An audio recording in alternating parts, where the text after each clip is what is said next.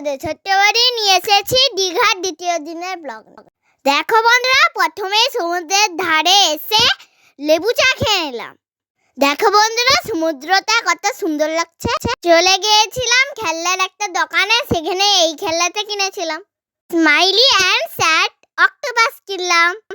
এই গরমে বন্ধুরা মিল্কশেকের দোকানে চলে গেলাম। তো মিল্কশেক নিয়ে নিলাম। একটা অরিও আর ম্যাঙ্গো ছিল, দুটোই দারুণ ছিল। অরিও শেকের দামটা ছিল 150 টাকা আর ম্যাঙ্গো শেকের দামটা ছিল 50 টাকা। পরে চলে গেলাম একটা মাছের দোকানে, আর সেখানে যেয়ে দেখো একটা গোটা মুরগি শিক কাবাব নিয়ে নিলাম, যেটার দাম ছিল 350 টাকা।